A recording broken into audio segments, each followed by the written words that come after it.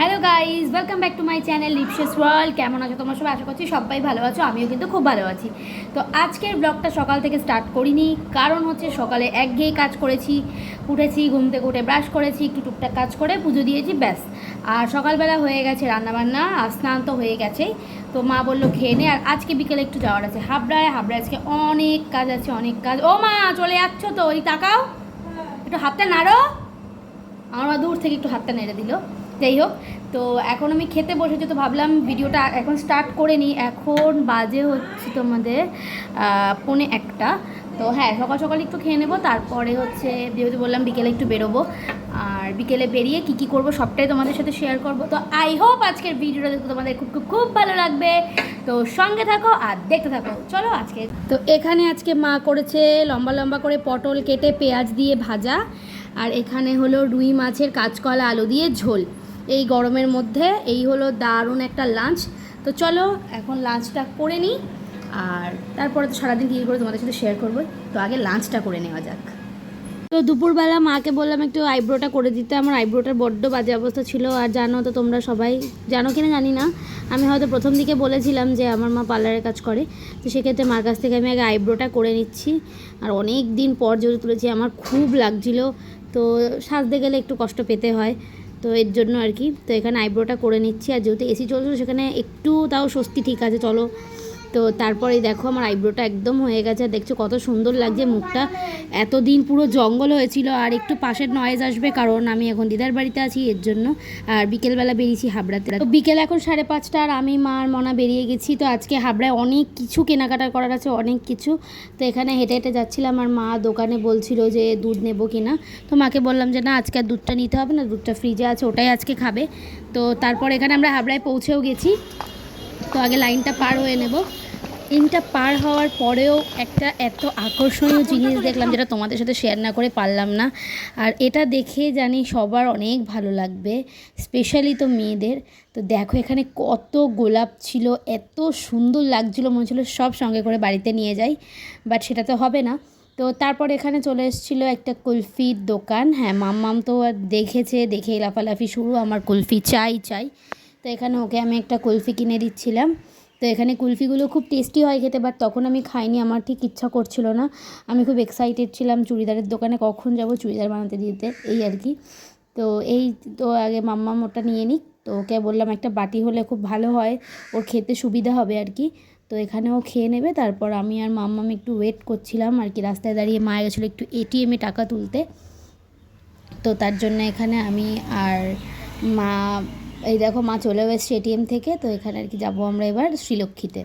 তোমরা যারা হাবড়ার আশেপাশে থাকো তারা তো সবাই জানো যে শ্রীলক্ষ্মীতে চুড়িদারের কত ভ্যারাইটিস।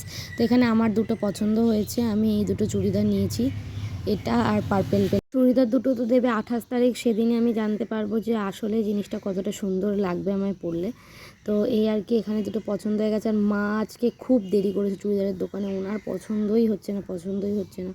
অনেক কষ্ট করে একটা পছন্দ, তার মধ্যে তো মাম্মাম বসে থেকে থেকে থেকে থেকে ও তো নিজে বোর হয়ে যাচ্ছে। তো দেখতেই পাচ্ছ এখানে ও বসে আছে, অনেকক্ষণ ধরে ও বলছে মাম্মা আর ভালো লাগছে না, ভালো লাগছে না। আর সব থেকে ইন্টারেস্টিং একটা ঘটনা হচ্ছে, দেখতে পাচ্ছ এই চুড়িদারটা, এটা আমি পছন্দ করে দিয়েছি, কিন্তু এটা আমার জন্য না, এটা এই দিদিভাইটার জন্য। দিদিভাইটা আমায় জিজ্ঞেস করলো যে আমার একটা পছন্দ করে দেবে। দিদিভাই দুটো সিলেক্ট করেছিল, তার মধ্যে ওটা আমি পছন্দ করে দিয়েছিলাম। দিদিভাই বললো ঠিক আছে, থ্যাংক ইউ। তাই আমি বললাম আমি থ্যাংক ইউ বলবো, কারণ আমার পছন্দটা মানে উনি অনেকক্ষণ ধরে দেখছি যে আমি পছন্দ করছি, এই জন্য হয়তো আমার পছন্দটা ওনারও পছন্দ হয়েছে, তাই আমাকে বললেন দেখতে। আর এটা ফাইনালি মায়ের জন্য পছন্দ হলো। তার মধ্যে খাচ্ছি আমরা ডালের বড়া। এটা হলো হাবড়া স্টেশন, যেই স্টেশন রোডটা একদম তার সামনে যে স্টাইল বাজারটা আছে, স্টাইল বাজারের সামনে ডালের পকোড়াটা বিক্রি হয়। তোমরা যারা হাবড়ায় থাকো তারা কিন্তু টেস্ট করে দেখতে পারো, দারুণ টেস্টি ডালের বড়া। তার সাথে যে চাটনিটা দেয় না, দারুণ দারুণ। আর তারপরে স্টাইল বাজারের সামনে দিয়ে খেয়ে নিলাম একটা পাইনঅ্যাপেল আইসক্রিম, যেটা খুব বাজে খেতে, জঘন্য খেতে। তারপর গেছিলাম স্টাইল বাজারের ভেতরে। তো রাতে ঘুমানোর সময় আমি ঘুমানোর জন্য বা এমনি বাড়ি ডেলি পরার জন্য আমি এগুলো ভাবছিলাম নেব, বাট এর প্রাইসটা আমার একটু মানে কোয়ালিটি ওয়াইজ অনেক হাই লেগেছে। এটা 150 টাকা অনুযায়ী কোয়ালিটি ছিল না, এর জন্য আর কি। আর এখানে বিভিন্ন রকম সাইজ ছিল, এগুলো আমি একটু দেখে নিচ্ছিলাম, বাট এগুলো আমার জন্য নয়, আমি অনেক রোগা, তো এগুলো অনেক মোটা মানুষরা পড়তে পারবে, এই হচ্ছে কথা। তো তারপর আর কি এখান থেকে অনেক ঘাটাঘাটি করে আমি সেই সময় পছন্দ করতে পারলাম না। তারপর মা বললো যে চলো ওইদিকে যাই, ওদিকে গিয়ে দেখি আর কি। তো তারপর চলে এসেছিলাম হচ্ছে আমার রিং লাইট কিনতে, যেটা কিনতে আসার জন্য আমি ভীষণ আনন্দে ছিলাম। তো এইটা হলো হচ্ছে আমাদের 1 নম্বর গেটের দিকে যেতে, আর যারা 2 নম্বর গেট থেকে আসবে তারা আরও 2 নম্বর গেট ছেড়ে এগিয়ে আসতে হবে 1 নম্বর গেটের দিকে, মানে এটা ঠিক মাঝামাঝি পড়ে। তো এই দোকানটা খুব মানে সপ্তর্ষি নার্সিংহোম, তোমরা হয়তো অনেকেই জানো সপ্তর্ষি নার্সিংহোম, ঠিক ওইখানটাতে। তো সপ্তর্ষি নার্সিংহোম এই দোকানটা ফেলে তারপর যেতে হয় হাবড়া।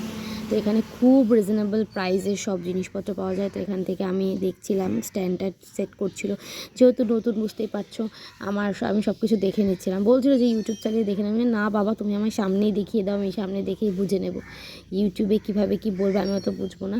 তো এখানে মা ক্যামেরা করে দিচ্ছিলো আর এখানে আমি সব দেখছিলাম যে বসে বসে ভালো করে। আর তো যা হাসাহাসি হচ্ছিলো ওই দাদাটার সাথে, দারুণ, মানে কি একটা বিষয় নিয়ে খুব হাসাহাসি করছিলাম আমরা ওখানে। এই দাদাটার দোকানে আমি আগেও গেছিলাম একবার ট্রাইপডের একটা স্ট্যান্ড নিতে, তো আজকে নিয়েছিলাম রিং লাইট। আর বললো তো ভালো হবে, দেখা যাক, ইউজ করে দেখতে হবে। বাট একটাই দুঃখ যে এর কোনো ওয়ারেন্টি গ্যারেন্টি হয় না। তো এই দেখো দাদা একদম সেট করে দিয়েছে, আর এটা হচ্ছে বড়টা আই থিঙ্ক মনে হয়, যাই হোক ওটাই। তো এখন আমি চলে যাচ্ছিলাম হচ্ছে বাচ্চার বিরিয়ানির দোকানে। হাবড়া এসেছি, বাচ্চার বিরিয়ানি, মানে হাবড়া আমার বাপের বাড়ি হয়ে আমি কোনো দিন বাচ্চার বিরিয়ানিটা খাইনি। আমার মানে নিজের কাছে বড্ড অবাক লাগে যে কী হলো, আমি এখনও খেলাম না। তো দেখতেই পাচ্ছ বাচ্চার বিরিয়ানি, বাট আনফর্চুনেটলি আমার বাচ্চার সাথে দেখা হয়নি। বাট ওদের যারা স্টাফ ছিল ওরা এত এত ভালো ছিল যে লাস্ট হাঁড়ি থেকেও আমাকে ওরা ফেরায়নি, মানে এত ভিড়, আর ওটাই ছিল লাস্ট হাঁড়ি। আমি বলেছিলাম দুটো আমায় দিতেই হবে। তারপর ওরা কি বলছে একটু শুনে নাও।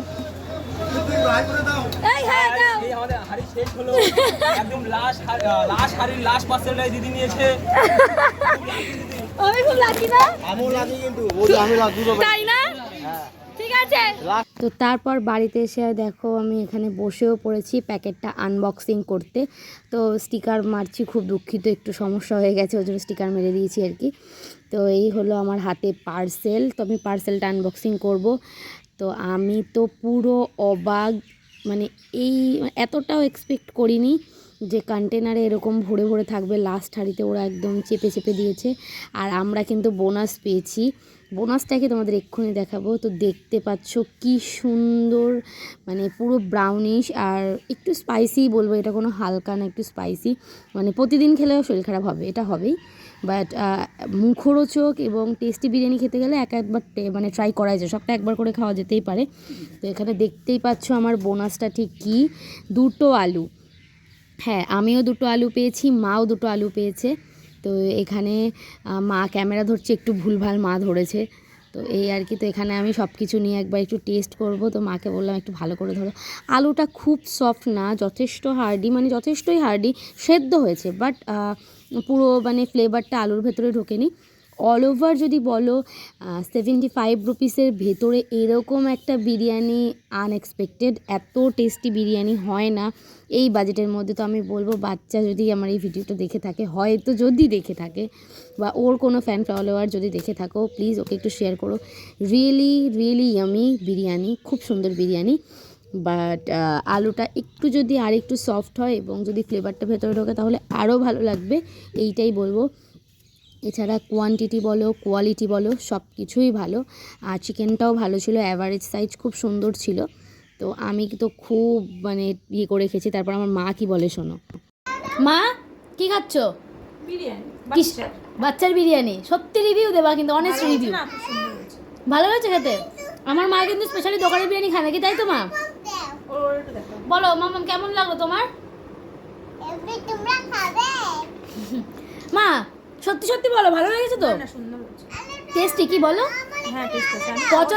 হ্যাঁ, আমি বিরিয়ানি খুব একটা পছন্দ করি না দোকানে, কিন্তু ভালো হয়েছে, কারণ 75 টাকা অনুযায়ী যথেষ্ট সুন্দর। তো বন্ধুরা আজকে সকাল থেকে কি কি করলাম, আজকে জানি অনেক বড় একটা ভিডিও হয়ে গেছে। তো আজকের ভিডিওটা কেমন লাগলো কমেন্ট করে জানিও, ভালো লাগলে লাইক শেয়ার এন্ড সাবস্ক্রাইব করো। আর তোমাদেরকে যাতে আরো ভালো ভালো ভিডিও আমি দিতে পারি তার জন্য আমি রিং লাইট কিনেছি, আর ফোনটাও তার জন্যই কিনেছি। এইবার শুধু আমার খাটনি আমার প্রচেষ্টা তোমাদের কাছে ভালো ভালো ভিডিও দেওয়ার জন্য, সেগুলো করতে হবে। তো তোমরা সাপোর্ট করলে, পাশে থাকলে নিশ্চয়ই হবে। আর তোমরা যারা যারা আমার ইনস্টাগ্রামে এখনও ফলো করোনি তারা কিন্তু আমার ডেসক্রিপশনে লিঙ্ক তো দেওয়াই থাকবে, সেখান থেকে দেখে নিতে পারো। এছাড়া তোমরা যদি চাও ইনস্টাগ্রামে গিয়ে সার্চ করতে পারো ইটস রিপসা, তো তাহলে তো তোমরা দেখতে পেয়ে যাবে। আর ইনস্টাগ্রামে কিন্তু অবশ্যই ফলো করো। তো আজকের মতো টাটা, দেখা হচ্ছে খুব শীঘ্রই নতুন একটা ব্লগের সাথে।